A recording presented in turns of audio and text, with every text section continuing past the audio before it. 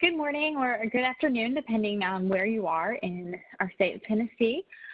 Thank you so much for joining our webinar today. My name is Mary Lappin. I work at the Tennessee Higher Education Commission with Aid Reconnect, and I'm joined today by James Snyder, the Director of Tennessee Promise within the Tennessee Student Assistance Corporation, or THEC, TSAC, where we both reside.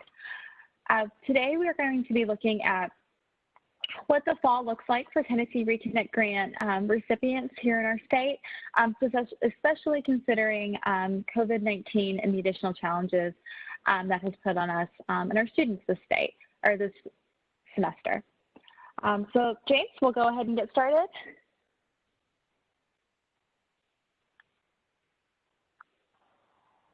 Good morning, everyone.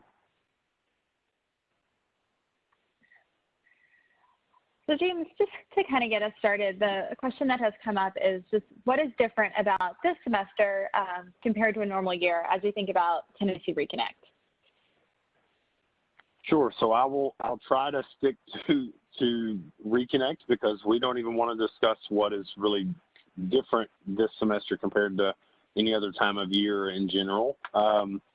So for those who are not familiar with what with guidance that was issued in the spring, and we'll flash back to that in a little bit, we issued some guidance recently that will allow students to enroll less than part-time. And for clarification, the phrase part-time is defined as 6 credit hours. So you can enroll at less than 6 credit hours for the fall semester. And typically when you do that, you are required to appeal to the institution to essentially provide documentation as to why you're seeking to enroll at less than the required amount. But our guidance to the institutions basically excuses the requirement for the student to submit documentation and appeal to enroll at less than 6 credit hours.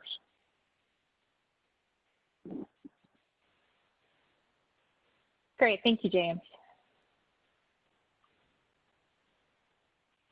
So kind of digging into that a little bit more, as you mentioned, we did hear some guidance around COVID-19 for the spring, but this fall is looking a little bit different. So can you talk to us a little bit about what is different about this fall compared to the spring of 2020? What's different about fall of 2020 compared to spring of 2020? Excuse me. Absolutely. So in the spring, we issued guidance, and I just mentioned or kind of referenced that. In the spring, we issued some guidance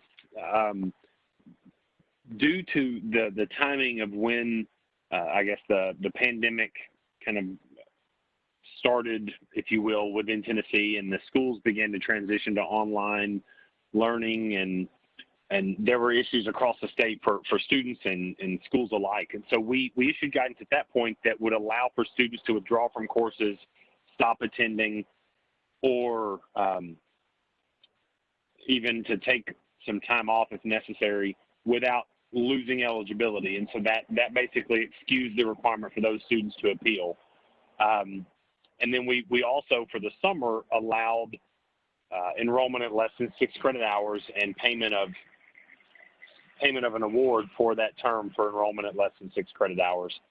So the difference in the fall and the spring is that if you stopped attending or you wanted to take the fall semester off, you would now need to submit an appeal to the institution, essentially providing documentation as to why you're requesting a leave of absence or why you stopped attending the courses during the fall semester. One important kind of note within the guidance that we gave to the institutions is that each institution will determine the level of documentation that they request from the institution. We have been, what we provided to the institutions was that we don't anticipate in many instances that a student may be able to provide a ton of documentation. It could be as simple as, I didn't feel comfortable going to school this fall, and that's why I sought to take the semester off because of COVID-19. It could be, and we've had this scenario come up that, you know, I'm a parent, I had to homeschool both of my students at home, both of my children, because their school transitioned to virtual learning, so I was unable to enroll this fall, that would be an acceptable response. If I stopped in the middle of the term, maybe, this is the worst case scenario, but I was, I was diagnosed as positive for COVID-19, so I was then forced to take at least 2 weeks off, which led me to withdraw from the term due to falling too far behind. Those are just examples as to what type of documentation you may provide to the institution. And at that point, I would really direct you to work with the institutional review panel as to what level of documentation you may need. And I think that kind of covers the scenarios that we put on the slides there, but we can come back to these as we go on if there are additional questions. James, one quick follow-up question. You mentioned filing an appeal through the institution. Would the first contact then be the financial aid office to start that appeal process? Yes, that's correct. So the institutional review panel at each institution is run through the financial aid office. That point of contact is really, it's usually going to vary, but if you're working with the Reconnect star that's on campus, kind of whoever that lead contact is, they can get you to the correct contact to appeal, or if you just reach out directly to your primary contact in financial aid, they'll know how to initiate that process. Great, thank you.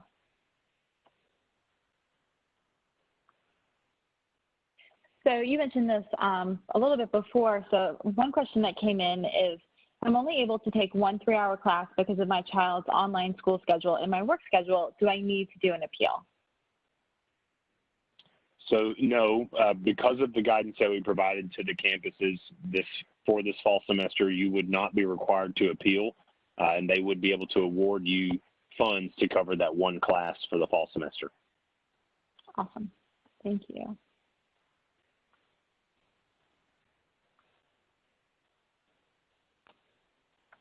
Another student asked about their math and science classes because they said they'll be online this semester and they feel like they typically do not do well in those subjects.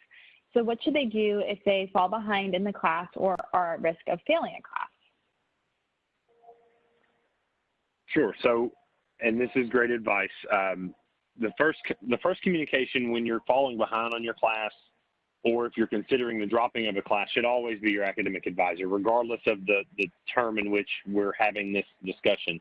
But especially this fall, talking to your advisor to figure out how this is going to impact your GPA, not only for the semester, but for the academic year and for the cumulative calculation. And that may involve even talking with financial aid through your advisor. If your cumulative GPA falls below a 2.0, you will then lose eligibility permanently. There's not a process through which a student could have eligibility reinstated after an academic year after a cumulative GPA falls below 2.0 while you're a Reconnect student. If your course load fell below 6 credit hours, and this is more of a typical process, and we didn't excuse this for the fall, but if you enrolled at 6 or more credit hours, and in this example, the student would be 2 classes, 6 credit hours. If you were to drop a class, you would then have to submit an appeal to request reinstatement of eligibility due to falling below the required part-time threshold, okay? And I would always suggest before you withdrew, as we mentioned here, talk to your academic advisor. It may even be worth considering, given the guidance that we've put out there, it may be worth considering only taking one of those 2 classes, recognizing that you as a student don't typically do well in those 2 classes, and especially in an online setting, perhaps. It may be worth considering only taking one of them this fall, and then maybe picking up the other one once we hopefully go back to a traditional setting in the spring. That may also be something to consider. That way you're not, one, not risking a poor grade on your GPA. 2, you're not risking having to submit an appeal, even given the potential, the likelihood of leniency in the appeal process. So just another tip to consider. Great, that's great advice, thank you. So in a different lens, so what happens if I or a family member gets sick and I have to drop all of my classes? So first, and as the guidance we give here is valid. First contact, well, I would even say the first contact is probably your advisor, just to let them know what's going on. But most importantly, speaking to financial aid to let them know that you're withdrawing and that you're either going to submit an appeal now. Their policies may tell you to submit an appeal when you return, which is also appropriate. But it's just kind of the advisor is going to help you withdraw from the classes. Financial aid is going to help you through that process of maintaining or reinstating eligibility if that happens. Great, thank you. Uh-huh. So another student asked, do I have to appeal less than part-time enrollment at a community college at the beginning of the semester, or only if my enrollment changes during the semester?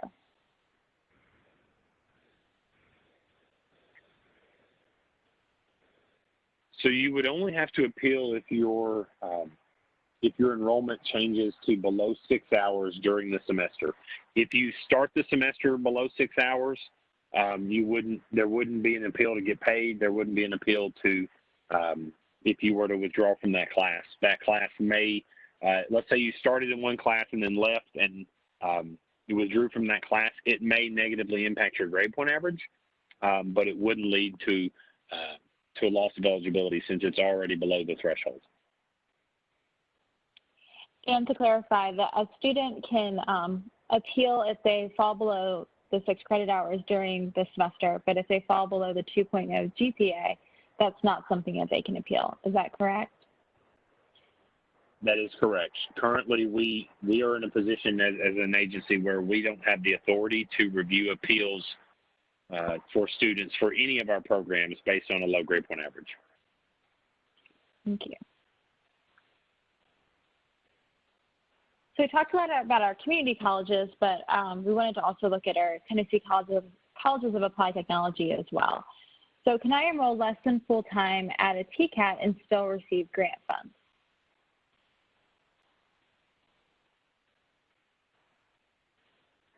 Sorry, I was talking and I was on mute. That was a rookie mistake. My apologies. So the answer is yes.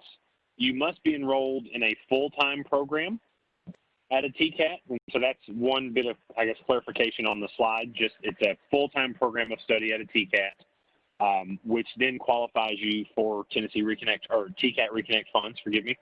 Even if you're enrolled as a part-time student in a full-time program, you would be eligible. Thank you for that clarification. Uh-huh. So thinking about our students who are parents, one student said that I'm a single parent and will not be able to return to college this fall because I'm struggling to accommodate my children's online schooling at home and my work schedule. How will this affect my eligibility to receive Tennessee Reconnect in the future? Great question, and this is something that I have already had the scenario presented to me from a financial aid advisor, and I fully expect this scenario to come up more often than we could imagine with parents that have students either in college or in secondary school or elementary school, what have you. So because of the program requirements that do require continuous fall spring enrollment, if you're a continuing student and you're unable to enroll this fall, you would need to submit an appeal to the institution, specifically if you're going back to the institution you previously attended. Okay, if you were planning to transfer from, say you were at Vol State in the fall and spring of last year, and now you're looking to go to South College or Nashville State, in that scenario you would appeal to TSAC. Just because of the way the policies around the appeal process are written. But if you were, this is more typical where you're returning to an institution you previously attended, you would submit an appeal to the institution that you left where you are returning to reinstate eligibility upon your return. Great, thank you. So those are the questions that we had come in initially, but I've seen a few come in the chat, and if there's any additional questions that you all have, please feel free to put them in the chat. Tina Shreve, our Navigate Reconnect coordinator, has been monitoring that. Tina, can you tell us, what questions have come in? Sure, absolutely. So the first question is, what are the requirements for enrollment at a TCAT? And I fully expect this scenario to come up more often than we could imagine with parents that have students either in college or in secondary school, what have you. So because of the program requirements that do require continuous fall spring enrollment, Sure, Mary. You said you mentioned, you mentioned you saw some in the chat. I see a couple folks who look like they have asked a question. I don't know if it came into the chat, but I see the question mark next to their name. Do you see that? So Jeffrey asks. There we go. I can read them off here. You guys ready? Yeah, go for it. Sure. So Jeffrey Perkins asked, if I enroll for classes in fall semester, but once school starts, I discover that I'm unable to maintain the classes via online and I drop before the drop date, and this takes me below the normal 6 credit hours, will I lose Tennessee Reconnect eligibility? This is an area where once the semester is started, there's a balance that will be due to the institution for any number. So one day of class that creates a balance. Okay, so if you then drop, even if it's before the drop add date, if school has started, there's going to be a balance due. Okay, so either you can pay the balance, which is a pretty tough pill to swallow typically, for one day of class, and it's not going to be a small balance for a couple of classes. I mean, it's not going to be huge, but it's still going to be a couple $100. Or Tennessee Reconnect would pay that balance, which would then lead to a loss of eligibility. You could appeal and potentially have eligibility reinstated, but that's one of those things where if you're concerned that you're going to struggle, it may be worth starting in fewer classes to begin with, or really trying to make that decision before the semester starts, rather than risk a balance that either you have to pay for to keep your eligibility, or we have to pay for and you lose eligibility. Now, we'll say if you're a continuing student, either way you're going to lose eligibility, because if you withdraw, then you're not continuously enrolled. If you withdraw before the drop date, if you maintain past the drop date, then you're changing enrollment. So either way, you're going to have to appeal. So it's really going to depend on a couple of additional details. But I think I kind of answered all of them there. So let us know if you have any additional follow-up. Just pop it in the chat and we can address it there. Carla asks, if our GPA falls below 2.0, then we are not eligible. That is correct. The GPA, and this is a bit of clarification, the GPA at the end of the academic year. So the GPA will be reviewed at the end of the year, and it is a cumulative GPA calculated by the institution. So if you're attending a community college, then the GPA begins with the first semester in which you enroll as a Tennessee Reconnect student. That is their policy. And so if, let's say 10 years ago you were enrolled for 2 years, but now you're starting this fall 2020, and this is your first semester, then this fall 2020 will be the first courses that will count as a Tennessee Reconnect student moving forward, okay? And you would have fall, spring, and summer to earn at least a 2.0 to maintain eligibility. And then Carla has I'm struggling with math, and online is impossible for me to learn it. I understand, and that's probably more common than many would admit. I know my mom was working through some coursework at Ball State and was really struggling with math a couple of years ago, even without everything else going on around. So this may not be the best time to take a math class. Maybe working with an advisor to see if there's another course in your program of study that you could take this fall instead of the math course. Michael Edwards, if we have to take online classes instead of on-campus classes, would the online fees associated be covered by Reconnect?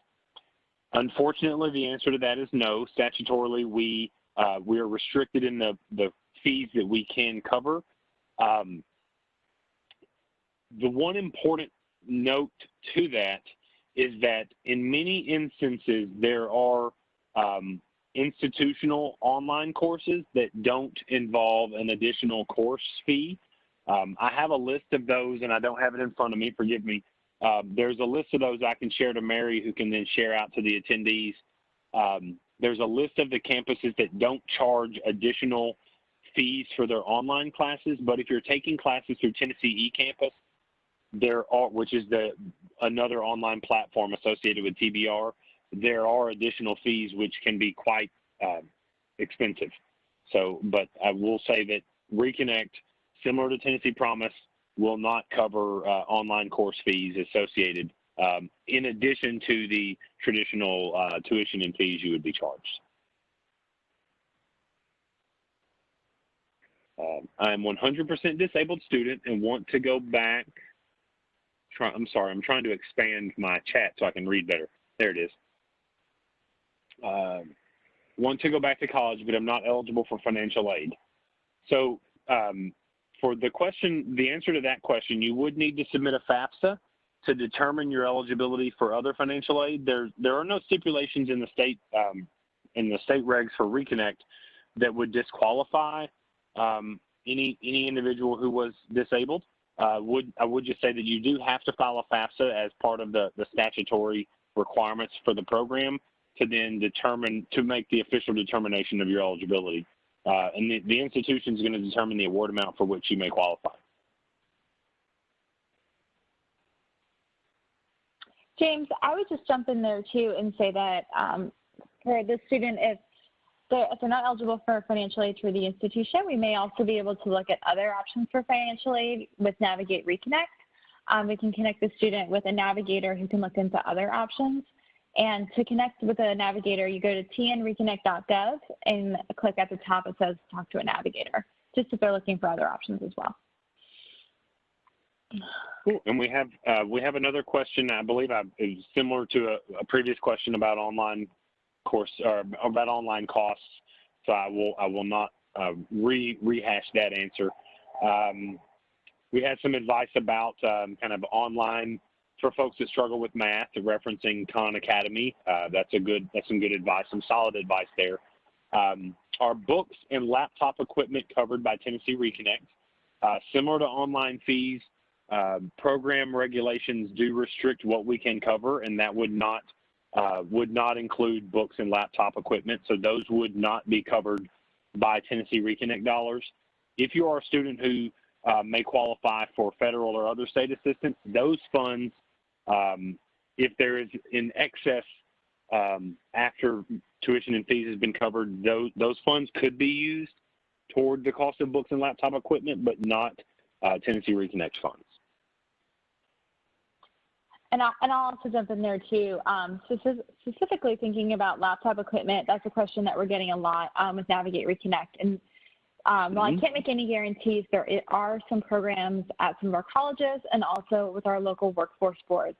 So again, if a student is looking for laptop or book assistance, I would recommend that they reach out to a navigator, again, at tnreconnect.gov. Hi, James. This is Tina. We had a question come in. I'm not sure if you can see it. This person is asking, they said the latest date to pay fall tuition is August 16th, and they're wondering if the funds will be paid to their school by then.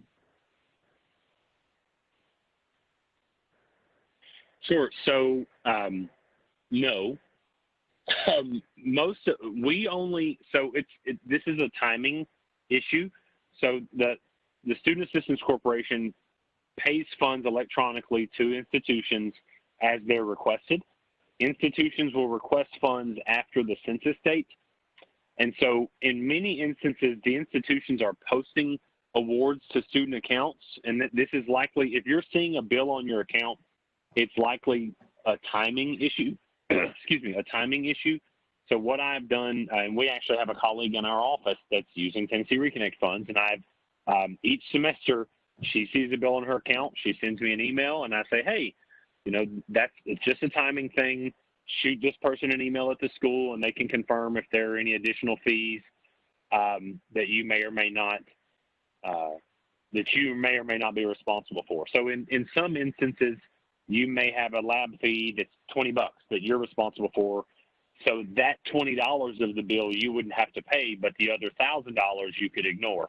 And that's typically, oftentimes it's the stress of seeing a $1,000 bill that you think you're responsible for paying, but then you call the school and the school says, nope, ignore that, and then you can move on with your everyday life. thank you. We have another question that came in. It says, how are community colleges spreading the word regarding the change of Reconnect enrollment requirements for the fall 2020 semester?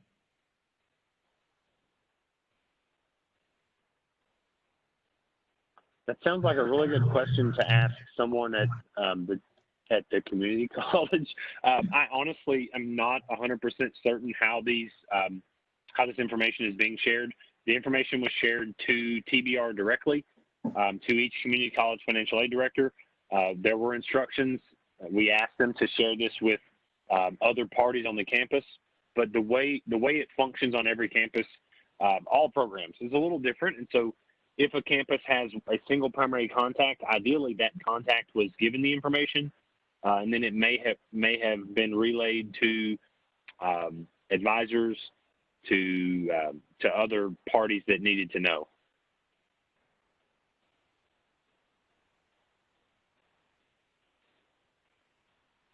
Thank you. And then one question at the bottom, it says, once FAFSA is done, how long does it take for everything, including Tennessee Reconnect financial aid? I think they're asking how long that takes to be processed. Sure. So that's going to vary by campus. I will say that it takes at least 5 business days for the information to get from federal student aid when you submit it to the campus. And then if that campus is fully caught up on everything else, all processing, and they're up to that day of processing, then it's going to happen pretty quickly. I would say a week, maybe a week to 10 days. If that campus is in a position where they've fallen behind in their processing of paperwork, it could be 2 to 3 weeks. What I would suggest is if you have already submitted your FAFSA, and let's say you did it months ago, checking your student portal at Nashville State or Vol State, or I think Roane State, or no, I'm sorry, I know RadarNet, that's Columbia State, I think. If you were at Columbia State and you checked your RadarNet account and looked at financial aid, and you had no additional requirements that were needed to complete your file for the fall, that's a good sign. And then at that point, it would just mean that they're processing your aid. But it never hurts to email someone in the financial aid office and just ask. I can't say exactly it's going to take 2 weeks, but they're going to know more or less the amount of time. If they're 2 weeks behind, they can at least tell you we're running, we've had a large influx of documents and we're behind. And, that's not great news, but at least it's news and you know what to expect. All right, great. Mary and James, I'm not seeing any more questions. Maybe we can put the contact information up so that later, if people think of any questions, they can reach out. And do y'all have any last comments?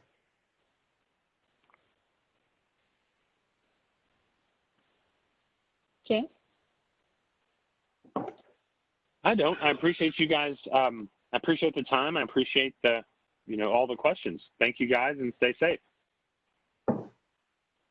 Thank you, James. And thank you everyone for attending today. We hope this was a helpful webinar for you. If you do have any additional questions, our contact information is there. I think a good general rule of thumb that I heard from James, and please feel free to correct me, is that reaching out to your financial aid office with any really specific question is always a good idea. And also, we have a team of navigators across the state called Aid Reconnect. They are institution neutral, so they work with all of our colleges, but can definitely get you pointed in the right direction if you're having trouble through any of these processes. And to connect with your Tennessee Reconnect navigator, just go to tnreconnect.gov, talk to a navigator. Thank you all so much and have a great afternoon.